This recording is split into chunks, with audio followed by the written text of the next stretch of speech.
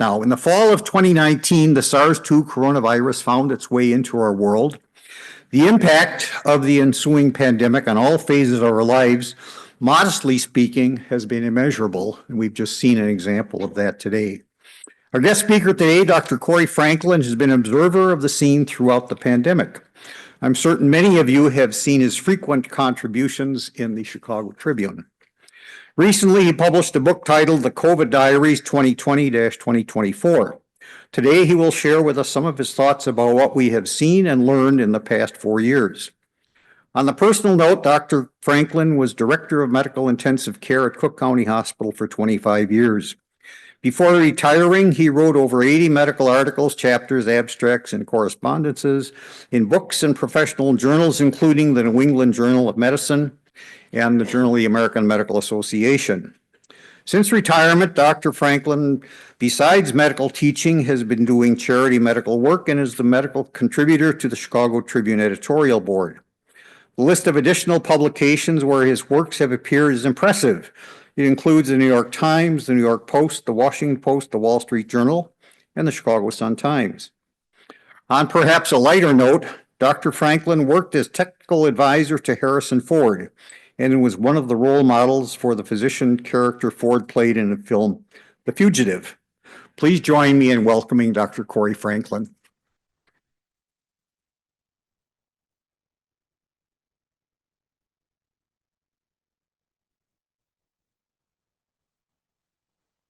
Okay, how are we doing? Does this sound okay? Okay. All right. Well, I want to thank Dick for that introduction here. And this is going to be relatively informal. I do these sometimes, no slides, none of that, no PowerPoint, none of that stuff. We'll just talk. I'll give you some thoughts, take some questions, and we can exchange ideas. I have a couple copies of the book over there. That book is a compendium of articles that started writing in March of 2020 when the pandemic was just beginning, and it went through to March of this year. And I published them because I anticipated, now that the pandemic is winding down, although honesty compels me to admit that I just recovered from a case of COVID last week. So, but now that the pandemic is winding down, I anticipated that everybody would be telling their own stories and telling them a little differently than the way things happened, so that we at least have a record of what everybody said, everybody did, and what was happening. And we can check the record on that as opposed to what people say and do today. As Dick said, it was a very influential episode in American history in the 21st century and world history in the 21st century. And there are a lot of ways to look at it. There are the medical ways, there are the social ways, there are the economic ways. And so I tried to get a little bit of all that. My co-author was the head of infectious disease at Cook County in the Department of Medicine. So it's a fairly non-political book, and it's fairly accurate medically.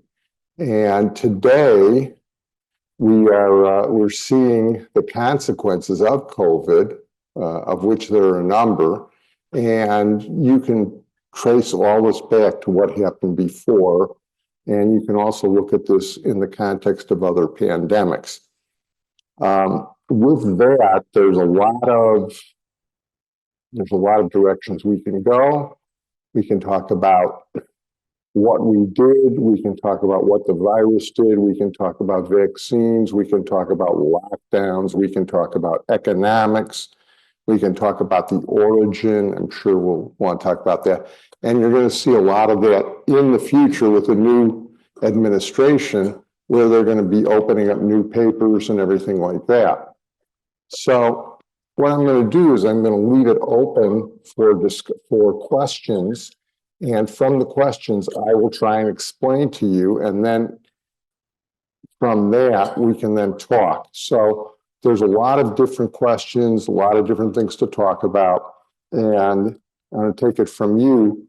what things you're most interested in. So who wants to start out? Yes. I appreciate everything you've done about COVID in the past. What I'm particularly interested in is COVID in the future, since most of us across the country have kind of put COVID in the past.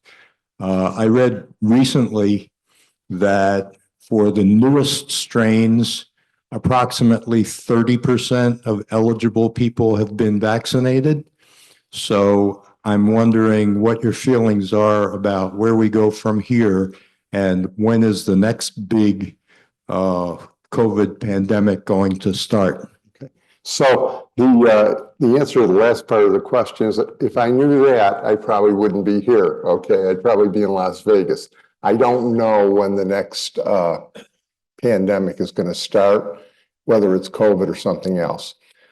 One of the things, see, COVID was unique because people thought it would behave a certain way and it didn't behave a certain way. And there are a lot of different examples of that. How it was transmitted by aerosol, variants, all these things. And COVID, originally the epidemiologists and the virologists said it will not mutate quickly to new variants, and that was wrong. It was one of a number of things that turned out to be wrong. So yes, we're getting new variants roughly every 3 months, and you're seeing a new pattern every 3 months. Does the vaccine work for these variants? I don't know the answer to that.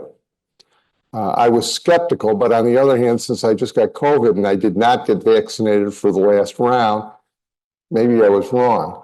But I think that the answer to the question of what to do about the vaccines, and on a personal level, the answer is talk to your doctor, because it sort of depends on how high risk you are, whether you get the vaccine or not. But I think that the ultimate answer is going to be a nasal vaccine or a vaccine that's universal and can be administered by inhalation. And that's the most likely scenario that we'll have in the future. I don't know that the strategy of trying to keep up with the variants is going to work in the long run. But for the time being, it's a basically consult your physician type of thing. What we found out that the vaccine was very effective in mitigating severe response to COVID. Originally, it was thought that it would prevent transmission, it would prevent acquisition. But a very important thing, which I talk about in the book, happened in Provincetown, Massachusetts in July of 2021, where you had Provincetown is it's sort of this resort community, and it was July, but it was raining, so everybody was indoors, and virtually everybody was vaccinated. And at the time, the word was that vaccination will prevent transmission and it will prevent acquisition. And the problem was that a whole bunch of people got COVID at that time, and that blew that. That was a very important date. July 4th was a very important date in the COVID history, because that was the date we realized that the vaccine will attenuate the symptoms, but it will not necessarily prevent acquisition or transmission. So there's no question the original vaccines work very effectively to cut down on deaths, but they're not absolute guarantees that you're not going to get COVID or that you're not going to transmit COVID. Now with these new variants, because they're happening so fast, it's very hard for us to keep up with what's going on. So normally what I do when I get asked is, I'll talk to your doctor. If you're in a high-risk group, immune compromised, older, certain diseases, yeah, you should probably get vaccinated. If you're young or if you're middle-aged, probably don't need to get vaccinated, but that's an individual decision. What will happen, I don't know. I would like to see a universal vaccine for coronavirus, hopefully hopefully inhalation. Let me say that I've had COVID. I did not get COVID 2020, 2021, 2022, and the first half of 2023.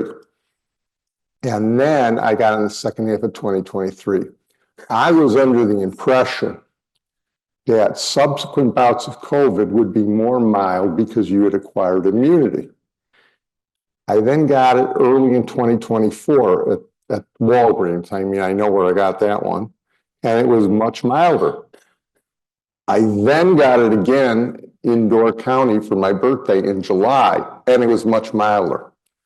When I went to Manhattan 2 weeks ago, I got it, and that disabused me of any notion that it's going to be milder. This was much more severe than even my first time. So the idea that each subsequent infection is going to be less severe, I wish to say that was true, but my own experience tells me that's not true. Doctor, did you want to make some comments first and then have questions from the group? No, I think we're just talking and All right, we'll see if there are other questions. I have one and then we'll get other hands. Sure. You mentioned you may not need the vaccine. Is there a downside to taking the vaccine that you should be considering? the people, see, the vaccine is a risk-benefit balance. And for high-risk people, the balance is almost certainly on the benefit side. Where the question comes in is in young people, specifically males in their 20s and 30s, where the risk of the vaccine, which is small, but is present primarily for things like myocarditis, inflammation of the heart muscle. And in those people, because the risk of infection is so low, that's a borderline call. And then, of course, there's always we always have to be careful of the situation because it's an mRNA vaccine. Now, the mRNA doesn't stay in the body, but you never know what the long-term consequences of the vaccine are. So, in general, the risk-benefit is way on the side of benefit for most people, probably for everybody in the room, but I keep that open because it's not a guaranteed thing for everybody, and it may not be a guaranteed thing in the future. Okay, other questions? I'll take them. Is there another microphone here? Jim, you may want to take that side and I'll take this side. We'll go and ask from different sides. You, sir. In the very beginning of the pandemic, we know that Anthony Fauci played a major role. Do you think that his hands were tied if, in terms of political, would we have been further in terms of curing the pandemic if Anthony Fauci had more of if his hands weren't tied as apparently they were? My simple answer to that is no.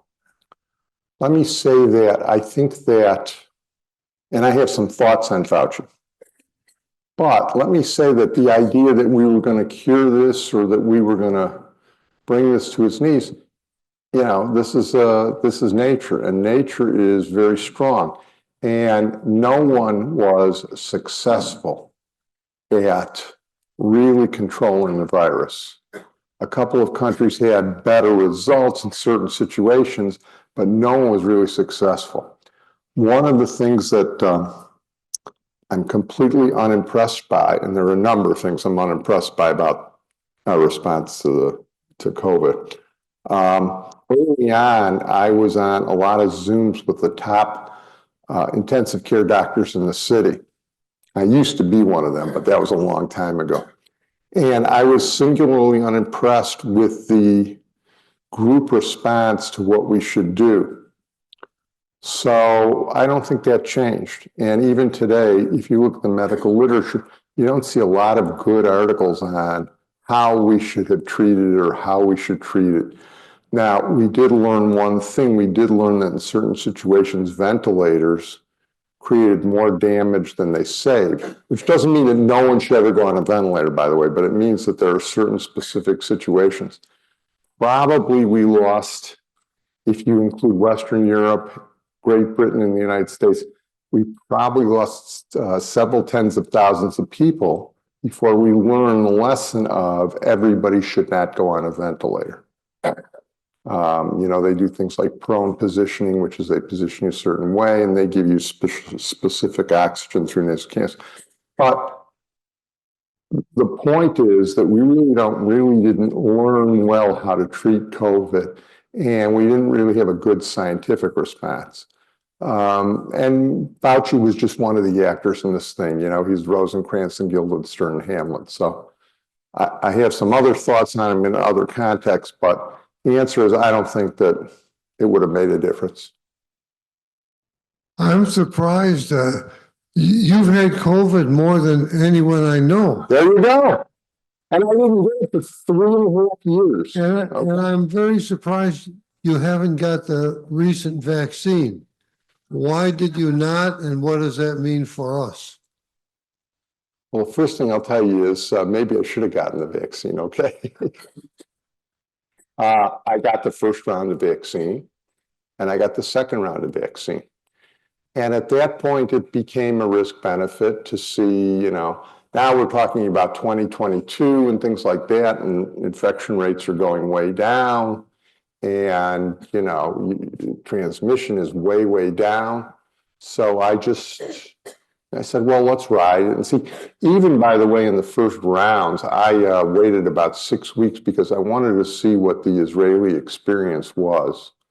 There's the hype and there's what actually happens. And it's a good idea to see what happens because Israel was a little ahead of us. So, well, let's just see. And then now since then in 2022, I didn't get it. And it was just chance that I got it in 2023. I got it from my grandson.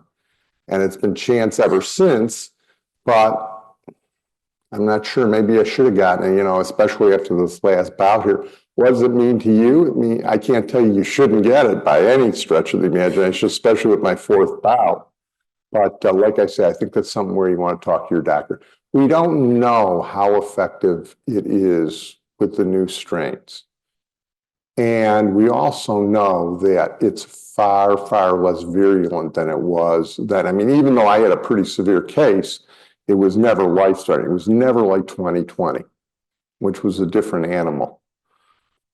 What does that mean? I don't know. I definitely have to question whether or not I should have gotten the vaccine, maybe after the third one, but I didn't, hey, maybe I goofed up. I don't know. I was wondering, my grandson worked in the hospital. He's a nurse practitioner. And the hospital, it was mandatory. He had to get the vaccine. And so it's like the second year of the pandemic. And he had a very severe reaction to it, very severe. He almost went to the emergency room. And it was mandatory. And after that year, then it wasn't mandatory anymore, and he hasn't gotten the vaccine since. And he's in that group, the 33-year-old, 32-year-old. Yeah. And he wouldn't call something severe unless it was really severe. Sure. He thought he was having a heart attack. Yeah, well, and it's possible. A mandatory vaccination was a very controversial thing. It was mandated in hospitals for a while. There have been some legal challenges to that. So I think it's a state-by-state thing whether or not you can mandate it. But for somebody like him, like I say, it's a risk-benefit balance. And I'm not convinced that the risk-benefit at this juncture is on the side of benefit for someone like him. But don't translate that to us or to somebody else. Those are specific subgroups that have had a higher incidence of complications and things like that. And again, you're talking about something that has a much lower mortality and morbidity than it did 4 years ago. Even though I had a severe case last week, it was never that bad. It was extremely uncomfortable, but it was never that bad. Whereas in the first year, it was definitely a life-threatening thing.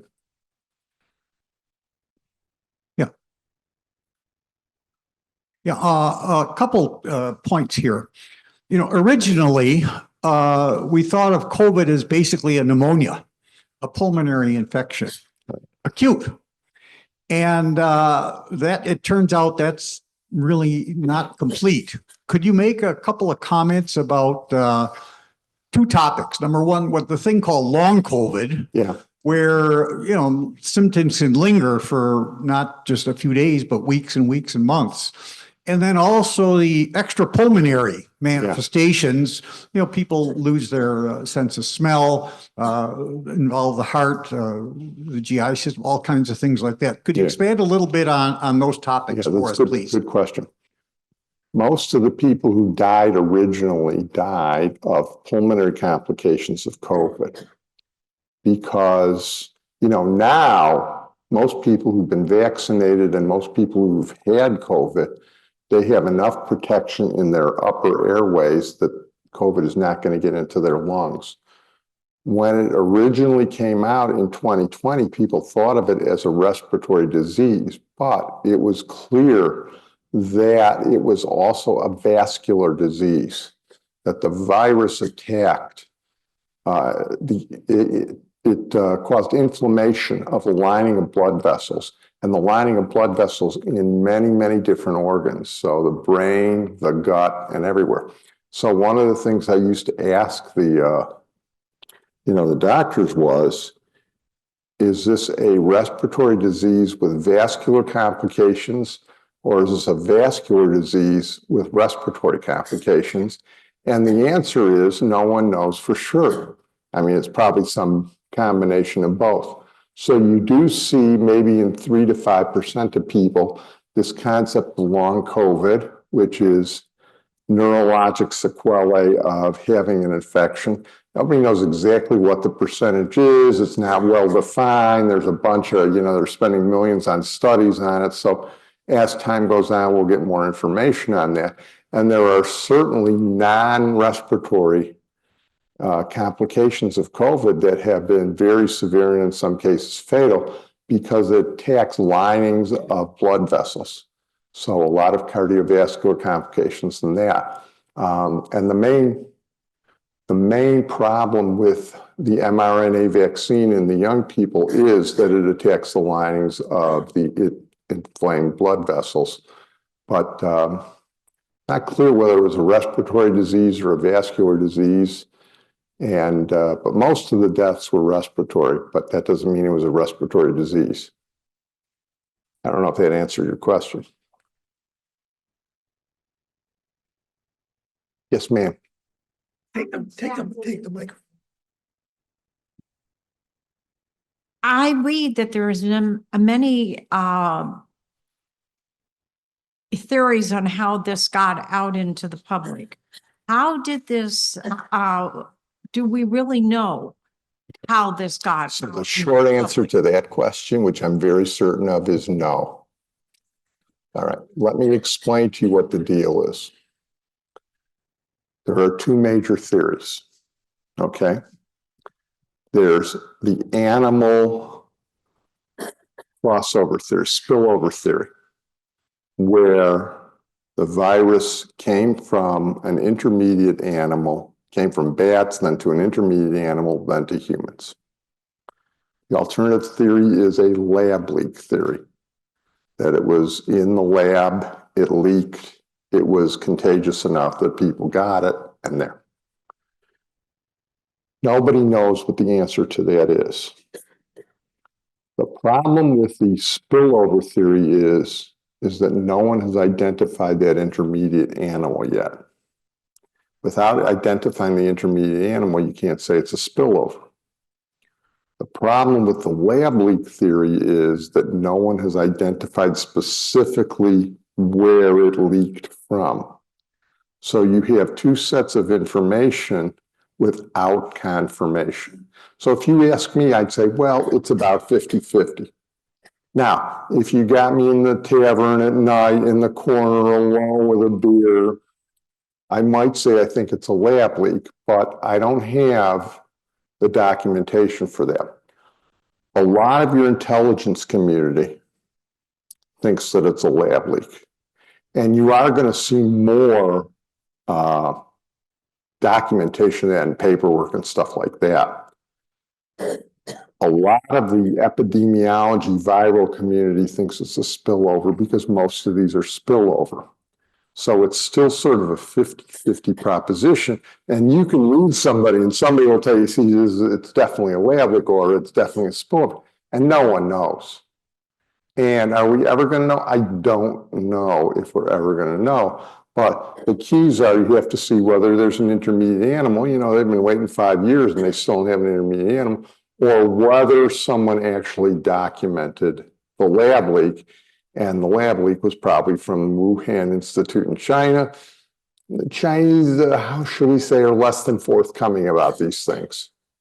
And some of the Americans are less than forthcoming because the Americans were involved in some of the gain of function research. And gain of function means they take a virus and they sort of hep it up and they make it more contagious. Sometimes it becomes more severe. So there are a lot of people who don't want to talk about that kind of stuff.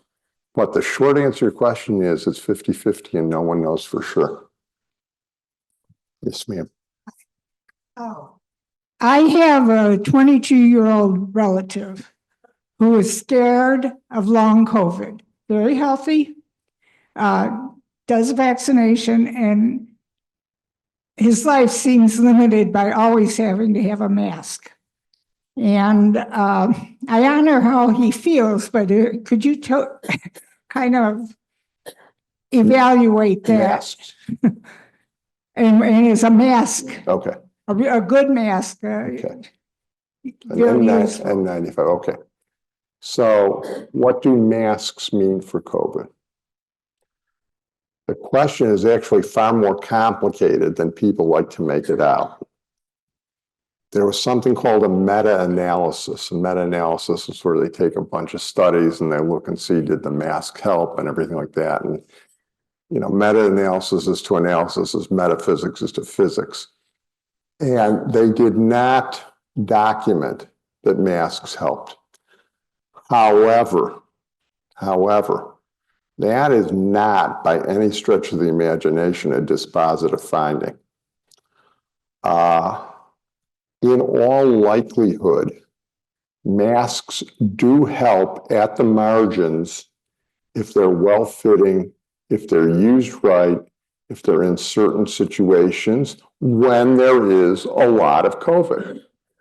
You know, now, these people who were wearing masks when they're riding their bicycles, you know, what are you going to say? You know, you want to wear a mask, but that's not going to help. Do masks help? I think they help personally. Talking with a lot of people who I really trust. I don't think they're a game changer, but I do think that they are effective at the margins. And when we're talking about this stuff, we're talking about the margins.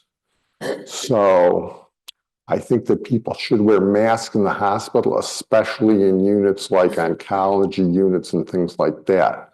General masks in the community, I mean, I don't think it works that much. But on the other hand, if people want to wear masks, hey, that's your business. You know, I'm not going to tell you no. I mean, I've been through 40 years of medicine. I don't tell people, you know, but it certainly isn't a game changer, but it does probably work at the margins.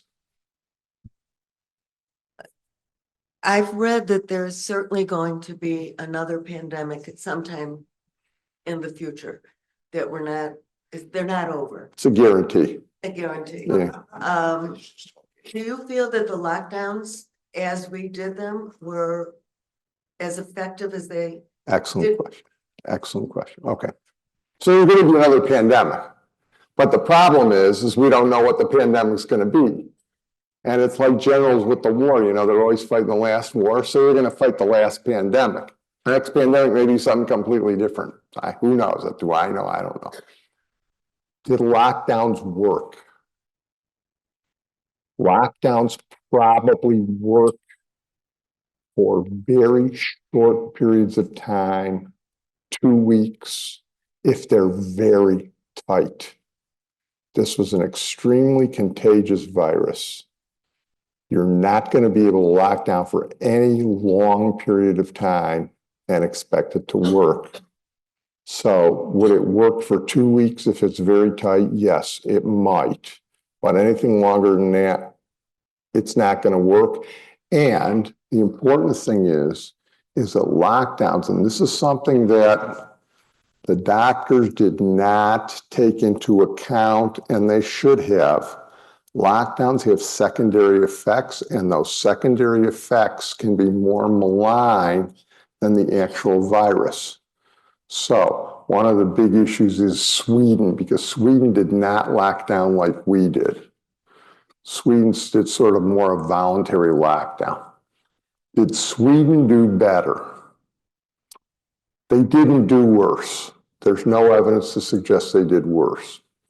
Sweden had slightly higher per capita death rates than the other Scandinavian countries, lower per capita death rates than the United States, but per capita death rates, there's a lot of factors involved in that, most importantly, the health of your community.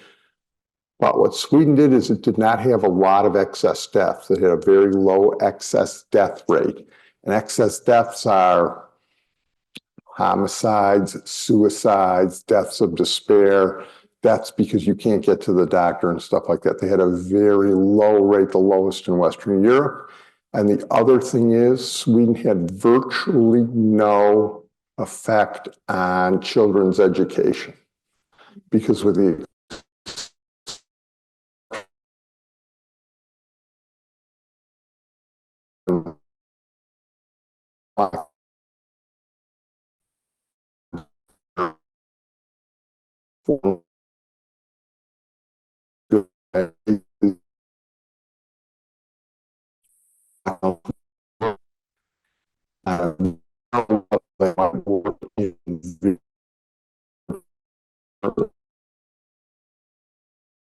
probably locked down too much, too long. I have a lady. Let me, oh, I'm sorry. Go ahead, Jim.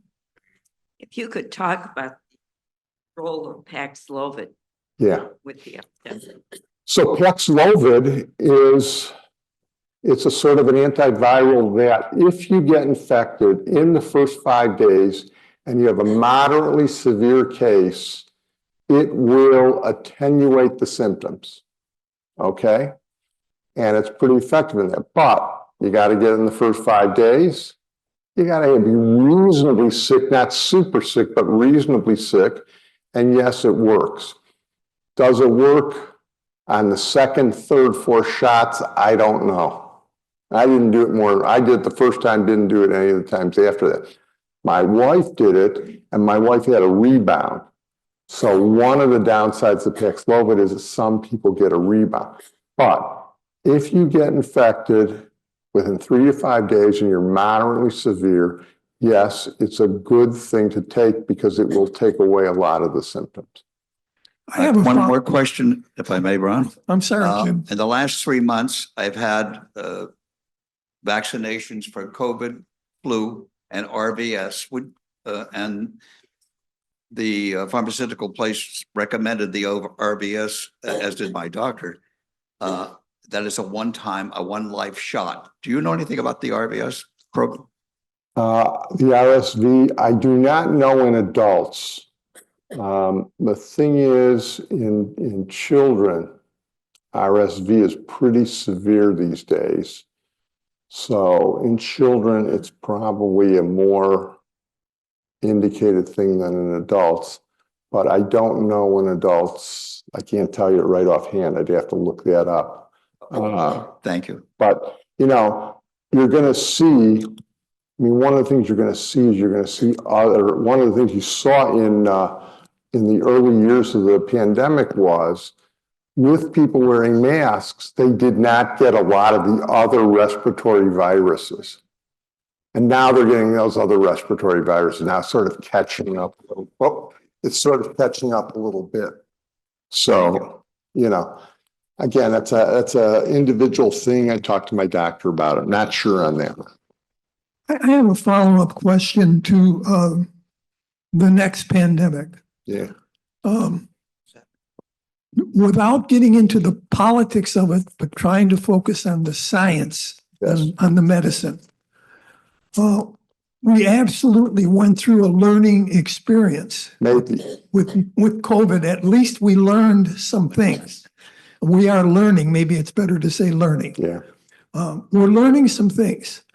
Do you feel, can I use the word comfortable, that our systems are in place, that regardless of how the political winds blow, that the medical profession will be looking at the data, will be responding, and that we will have the kind of response that address the issue of identification of the problem and identification of the solutions, regardless of where the political winds may be blowing at the moment. Are you comfortable that the science, the medical profession has got their arms enough around this that the politics won't derail things? Short answer is no.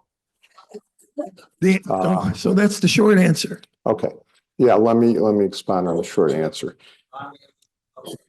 Wait, he's got to answer the question. Yeah, Wait. I was singularly unimpressed and remain singularly unimpressed with a lot of the analysis of the science. And the best example of that, by far the best example, is how COVID spreads. And it's a good chapter in the book on that. For nearly 2 years, it was thought that COVID was spread primarily by droplet transmission. You know, you sneeze, you cough and things like that. And the problem is that was not explained in a lot of situations how that could have happened. So it wasn't explained if you were in church choir, how all these people got in church choir.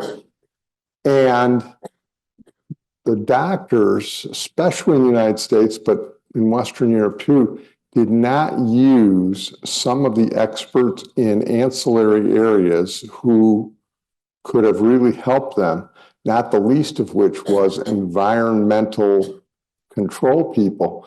And they found out early on that COVID was spread primarily, not exclusively, but primarily, which is one of the, by the way, droplet transmission does occur, which is one of the reasons why masks do work in certain situations, but it's spread primarily through aerosol, which are very, very fine particles.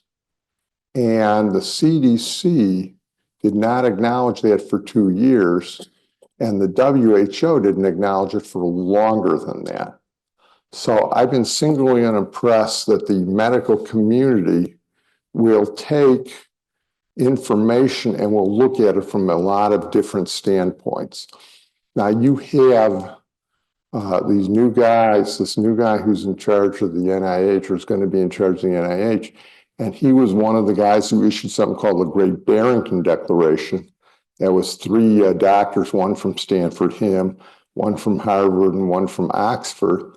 And they said, look at this differently. Look at your lockdown policies differently, look at your mortality statistics differently and everything like that. They weren't completely right, but a lot of what they said was right, but they caught 5 sides of grief from the medical community.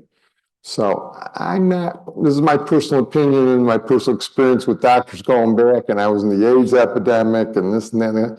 I'm not convinced that the doctors are as flexible with what will happen as we would like them to be.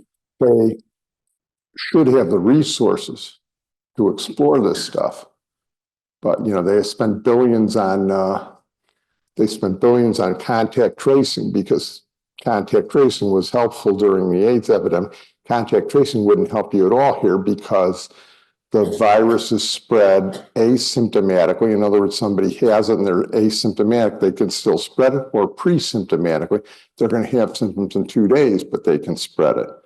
So it didn't occur to these people that contact tracing isn't going to help you at all. I mean, it doesn't matter who you were in contact with. If it's asymptomatic or pre-symptomatic, it could have been anybody you were in contact with. So I'm not convinced that they have the flexibility to do what we'd like them to do. We don't have much option in that respect, and we hope that they're smart, but who knows? I'm just trying to be realistic. My personal experience, I've had the COVID shots, and I wound up with COVID. I was in a hospital a week and I lost all my muscle control. I'm still learning how to walk. You know, every time I think after I got COVID for the fourth time that maybe I should have gotten the vaccine, I hear a story like that and say, maybe not. Look, it's not like it was in 2021. It's a much different equation now. It doesn't prevent as much as it did then. It may be more toxic than it was then. It's not super toxic, but it doesn't do you much good. But it's a different equation than it was then. And, you know, these things are primarily personal decision, you know, on risk benefit. I want to take you away from COVID for just a second. At 79, which is what I am, I'm told I should be getting my shingle shots. Yeah. I keep putting it off because I understand that unlike COVID, shingle shots can make you very sick. How effective do you think those are in terms of shingles? Well, they're pretty effective, but I'm not the right person to ask that. Okay. Because that's again, that's a vaccine question. I'm not a vaccine guy. They are pretty effective. I haven't gotten a shingle shot either. It's a bad thing when you get it in terms of pain and everything like that. But again, that's a balance question. You hope that you're getting good information so that you can make a reasonable decision, which is, again, I mean, my default is see what your doctor says if you trust your doctor. It's not clear cut to me that you should, but I lean that way, although I haven't got it. It has made people very sick. It can, yeah, look, these things, look, everything has a price. Nothing comes for free, okay? And one of the things I didn't like was when the vaccines came out, you know, Operation Warp Speed and everything like that, and we needed them, and they saved tens of thousands of lives. But I heard doctors, people, some of them whom I'd worked with, saying there are no problems with these. That's not the way medicine works, okay? It just doesn't work that way. It never did, and it never will. There are always problems. There are always costs. The costs may be very small. The complications may be very low, especially compared to the benefit, but you don't get for free. There's nothing for free in medicine. Every time you take a medicine, okay, there's a potential cost, there's a potential risk there. And you want to know that. And you don't want doctors telling you, oh, there's no risk here. And when they do that, they're just not being honest with you. Now, some of them may realize that, some of them may not. I can't tell you, but everything carries a cost. The question is, what is the cost? And sometimes the answer is it's not easy. Yeah, you can get sick from this stuff. I think most of the mRNA vaccines are fairly benign, but fairly benign isn't going to do very much for him over there. Hello, someone I worked with refused to get any vaccinations and refused to wear masks. And his doctor told him to take zinc tablets. And period of time that I was with him or worked with him, he never did get the virus. Do you think that the zinc had anything to do with it, or? If I was guessing, I guess no, but that's a guess. The literature, what there is on it is not overly convincing with zinc. But again, zinc is fairly benign, assuming you don't overdose on it. It's fairly benign treatment. Even if it doesn't help, it's, you know, it's chicken soup. It's unlikely to hurt, you know, but I think probably more you'd attribute it to luck. You know, you can never, who knows what luck is here, you know? I mean, I was in Manhattan last week and I got a real severe case. I don't know where I got it from, okay? And it was pretty severe and it was all luck. Okay, and I told my wife who got it from me, I know she got it from me, it was all luck. There's nothing we could have done differently. It's just luck. People don't like to hear that, by the way. People really don't like to hear what role chance plays in these things. Now, chance favors a prepared mind. There are certain things you can do to, you know, the pitcher in baseball who's lucky that every time he pitches, the other team doesn't score any runs. But there is an element of chance to this, and there's always been an element of chance to this. And it's very hard to tease that out. In the beginning, I took the test frequently when I was with other people because they asked me to do it. Yeah. And now I have some really old tests in my house. Are they of any value, and should I have newer ones? Yeah, I know they're free, but I have some. Are old tests usable? I don't know the answer to that. People say that they're not worthwhile anymore. I'm a little skeptical. I think they probably are, but you know, push came to shove, I'd probably get some new ones just to take away the doubt. I'm not sure. You don't have to. No, you know, you can still use them. Whether you believe them or not is the issue. That's this is a common thing in medicine. People don't understand. You know, you draw a test and you get a result. Do I believe this result? You know, I used to have residents do that all the time. They go, I don't believe the result. Okay, you know, it's probably a mistake. I said the odds, if you look 100 times, as the odds are that you're wrong and the test is right more often, but that's a very, very hard thing. So you use the old ones and you get a result. Do I believe the result? You know, I don't know what the answer to that is. I don't think any of these could come to your door and arrest you, but the question is, do you believe the results in the old tests? And I don't know the answer to that. I wish I did. I don't. Could you talk a little bit about the complications of the virus versus the complications and the end result for COVID? If you know the mortality figures for COVID over the last 4 years. Yeah, I know the mortality versus the mortality and morbidity related to the vaccination over the last 4 years.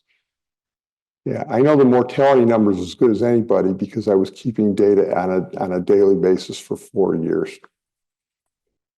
When COVID broke out in 2019, 2020, you know, and people said, oh, it's nothing but a bad cold or stuff like that, you know, and even Bhattacharya, the guy who's going to be the head of NIH, the mortality of COVID in early 2020 was now. It's hard to say for certain because you don't know how many people had it, but the mortality was probably in the range of 6 or 7%. It was extremely significant. Now, you know, you don't know the exact numbers, but you got bodies piling up outside hospitals and stuff like that. And in Italy, you know, they don't have enough hospital beds. You know, it was pretty bad. What happened over time was, as more and more people became infected, more and more people acquired immunity. Then you had the vaccine in 2021. The vaccine created immunity. Also, I believe, although a lot of people don't, that the subsequent variants were less virulent than the early variant. Now, Omicron was more contagious, but I don't think it was as severe. But there's no way to tell exactly because you cannot separate severity of virus from immune response. There's just no way to tell that. Doctor, we have some questions from Zoom. I'm going to look to see what the comments are. Okay. Can I just finish up this question? I'm sorry. The rate of mortality is around 1%, but that 1% includes all the highest risk people. So if you're very, very low risk, if you're 25 years old and you're healthy, the mortality of COVID is probably in the range of 1 in 100,000. The mortality rate for the vaccination is extremely low.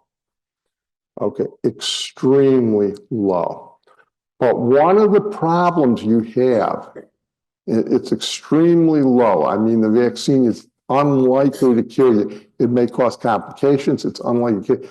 But the problem is that you never get a pure situation of vaccine versus COVID because you have to factor in if you don't take the vaccine, you don't get COVID, or alternatively, if you take the vaccine and then get COVID. So you've got all this mixing there.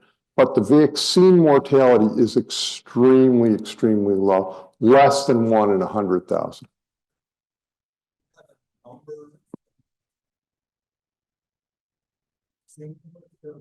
About 0.3%. About 3 in 1,000 since the pandemic started. Roughly 3 in 1,000. But it's going down. It's dropping down. Because there's more immunity. We don't know anything about immunity. Okay, our knowledge of immunity today is like our knowledge of the atom in 1910. And immunity is the key to the whole thing. Zoom questions now, sir. Let me take some.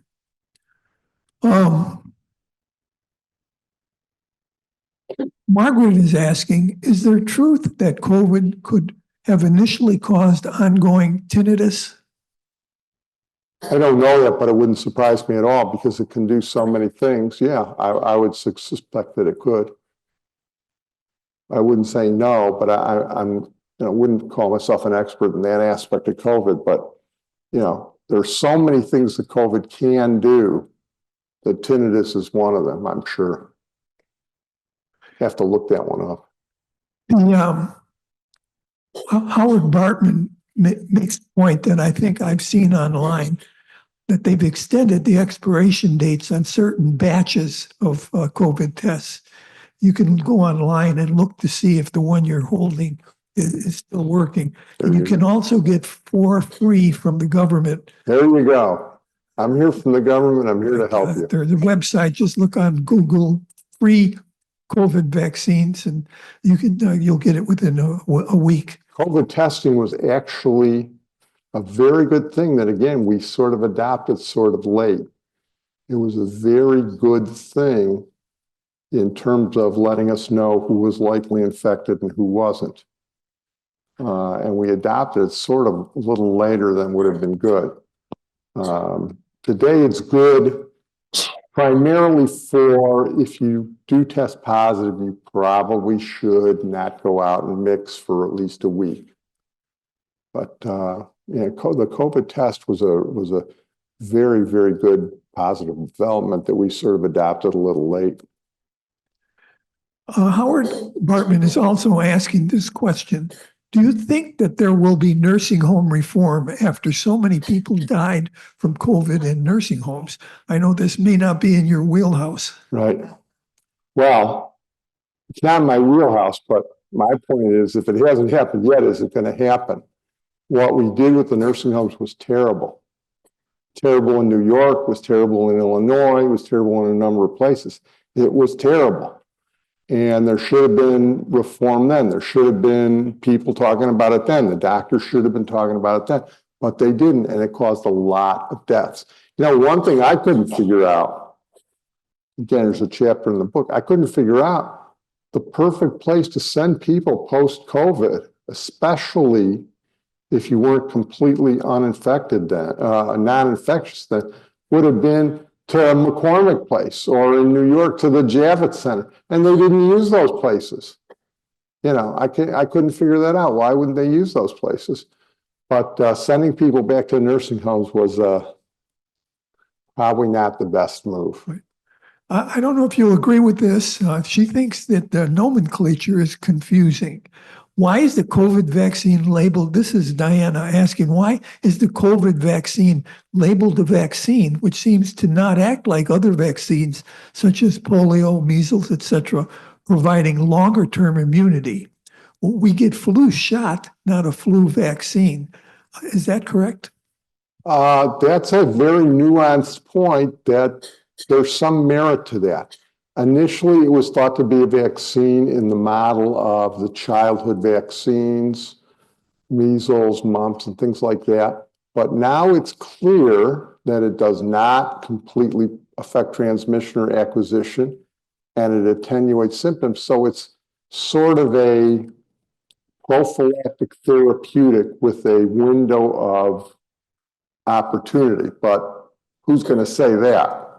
So it's not a vaccine as you would think of other vaccines. And in that respect, she's right. It doesn't have the effect we want like other vaccines. It is sort of like the flu shot.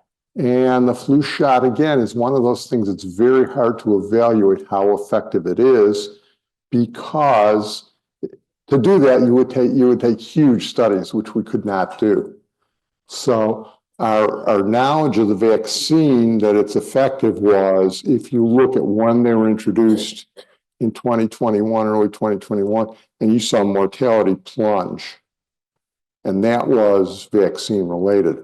But it's not a vaccine technically the way that she says it is. She's right in that respect. Thank you. We have no other questions. So could you please wind up by telling us about your book? And I know that you're here, and tell us about that. People always ask about Harrison Ford. That's what they really want to hear.